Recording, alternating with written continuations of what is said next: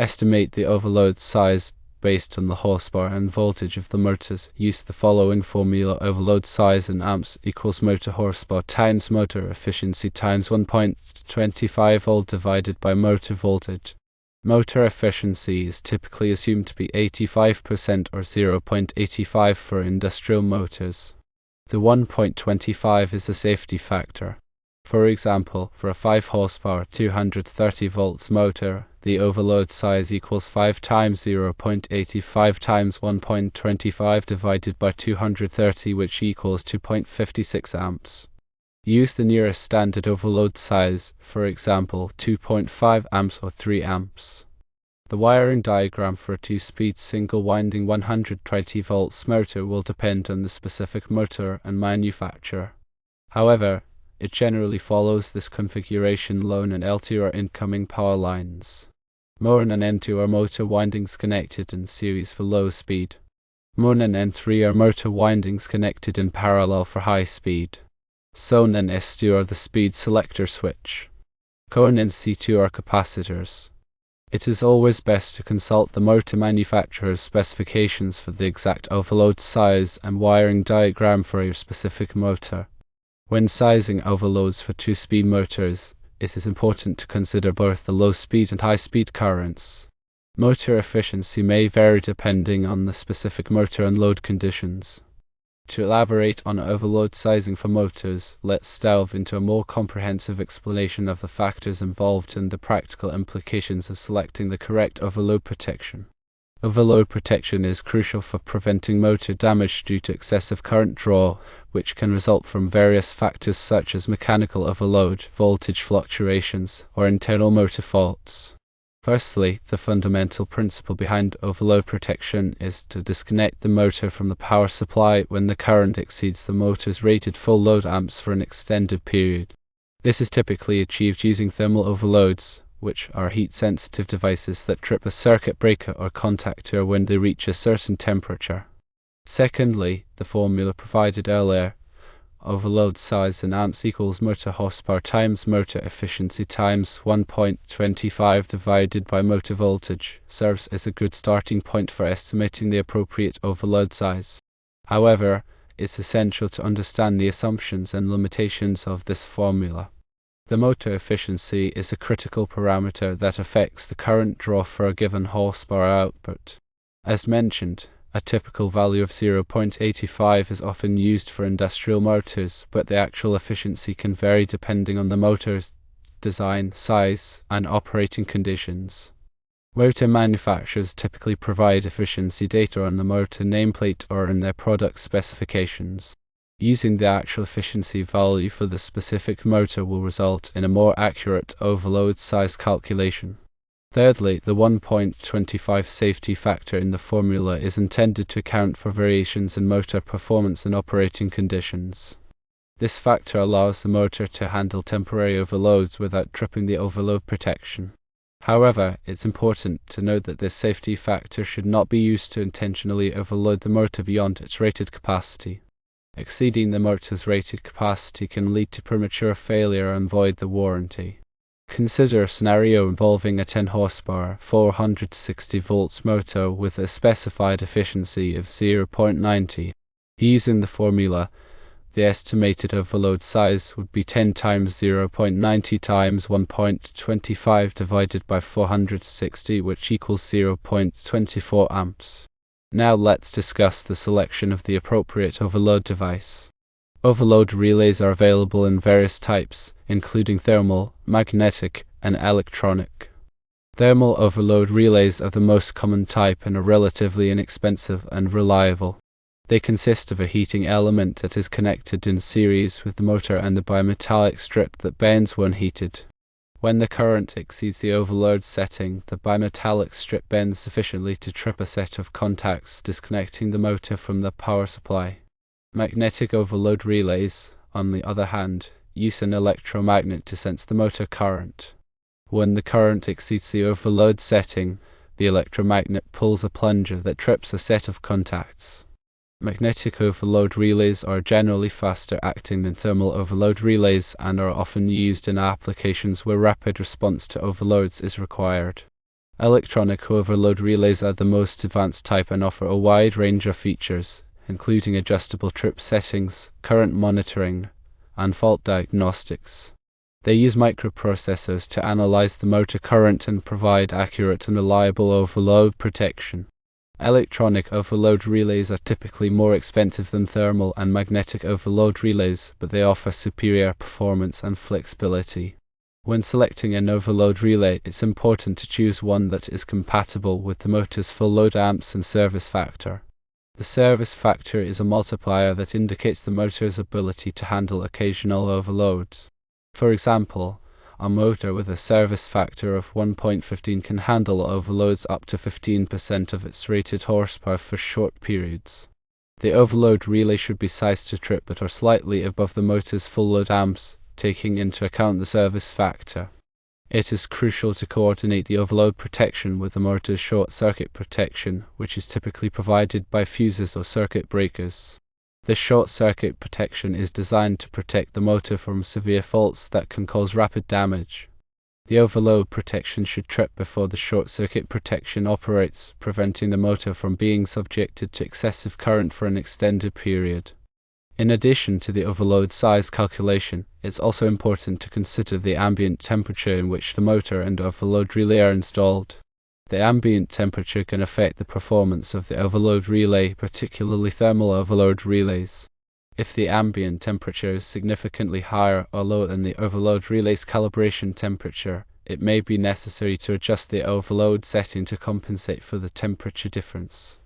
Motor manufacturers typically provide Darton curves or tables that indicate how the overload setting should be adjusted for different ambient temperatures. Now let's shift our focus to the wiring diagram for a 2-speed single-winding 120 volts motor.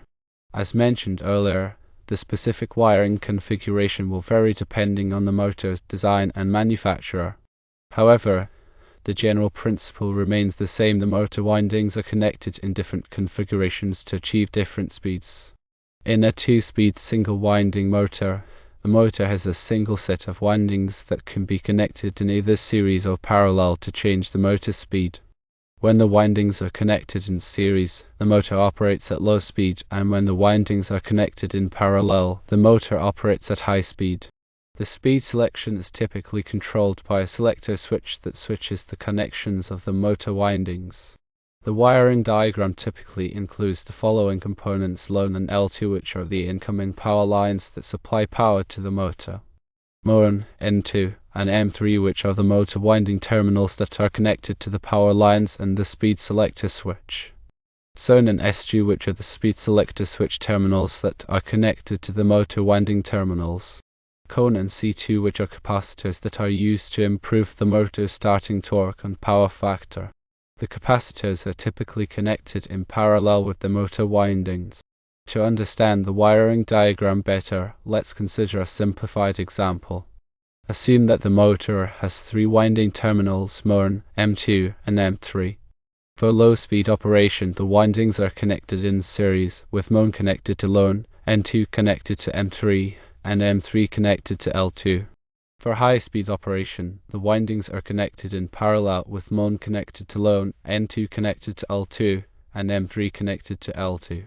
The speed selector switch has 2 positions: low speed and high speed. In a low speed position, the switch connects N2 to M3, and in the high speed position, the switch connects N2 to L2.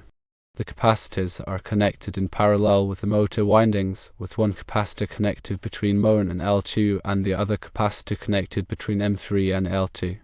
It's important to note that the wiring diagram can vary depending on the motor's design and manufacturer. Some motors may have additional terminals or components, such as thermal protection devices or starting switches. Therefore, it's always recommended to consult the motor manufacturer specifications for the exact wiring diagram for your specific motor. When wiring a 2-speed single-winding motor, it's crucial to follow the wiring diagram carefully to ensure that the motor operates correctly and safely. Incorrect wiring can damage the motor or create a safety hazard.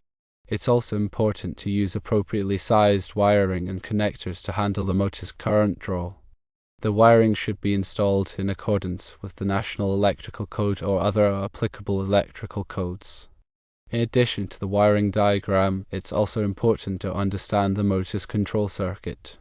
The control circuit typically includes a motor starter, which is an electromagnetic switch that controls the power supply to the motor. The motor starter is controlled by a start-stop push-button station or other control devices. The control circuit may also include overload relays, which protect the motor from overloads, and other safety devices, such as emergency stop buttons. When designing the control circuit, it's important to consider the motor's operating characteristics and the application requirements. The control circuit should be designed to provide reliable and safe operation of the motor. In summary, sizing motor overloads and wiring two-speed motors require a thorough understanding of the motor's characteristics, the applicable electrical codes, and the specific application requirements. It's always recommended to consult with a qualified electrician or electrical engineer to ensure that the motor is properly protected and wired. Understanding the principles behind motor overload protection and wiring diagrams is essential for ensuring the safe and reliable operation of electrical equipment. By following the guidelines and recommendations outlined in this explanation, you can minimize the risk of motor damage and ensure that your electrical systems operate efficiently and safely. Remember to always prioritize safety and consult with qualified professionals when working with electrical equipment. In addition to the points covered earlier, it's important to consider the following aspects related to motor overload protection and wiring. Firstly, the altitude at which the motor is installed can affect its performance and the required overload protection. At higher altitudes, the air is thinner, which reduces the motor's cooling capacity. This can lead to increased motor temperature and a higher risk of overload. Therefore, it may be necessary to direct the motor's horsepower or increase the overload protection when installing it at high altitudes. Motor manufacturers typically provide altitude directing curves or tables that indicate how the motor's performance is affected by altitude. Secondly, the type of load that the motor is driving can also affect the required overload protection. Some loads, such as pumps and fans, have a relatively constant torque requirement, while others, such as compressors and conveyors, have a variable torque requirement. Motors driving variable torque loads may require different overload protection than motors driving constant torque loads. For example, motors driving variable torque loads may require overload relays with a faster trip time to protect them from rapid changes in current. Thirdly, the presence of harmonics in the power supply can also affect the motor's performance and the required overload protection. Harmonics are distortions in the sinusoidal waveform of the alternating current power supply. They can be caused by various factors, such as nonlinear loads, power electronic devices, and transformer saturation. Harmonics can increase the motor's current draw, reduce its efficiency, and cause overheating. Therefore, it may be necessary to install harmonic filters or use motors that are specifically designed to withstand harmonics. Fourthly, the maintenance of the motor and overload protection devices is crucial for ensuring their continued reliable operation. Motors should be regularly inspected for signs of wear and tear, such as damaged insulation, loose connections, and excessive vibration. Overload relays should be tested periodically to ensure that they are tripping correctly. The motor and overload protection devices should be kept clean and free of dust and debris. Fifthly, it's important to keep accurate records of the motor's operating history, including any overloads or faults that have occurred. These records can be used to identify potential problems and prevent future failures. The records should include the date and time of the event, the motor's operating conditions, the cause of the event, and the corrective actions taken. Sixthly, the use of energy-efficient motors can reduce the motor's energy consumption and operating costs. Energy-efficient motors have a higher efficiency rating than standard motors, which means that they convert more of the electrical energy into mechanical energy. This reduces the motor's current draw and heat generation, which can lead to lower energy bills and reduced maintenance costs. Seventhly, the application of variable frequency drives can provide precise control over the motor's speed and torque. Variable frequency drives adjust the frequency of the power supply to the motor, which allows the motor's speed to be varied continuously.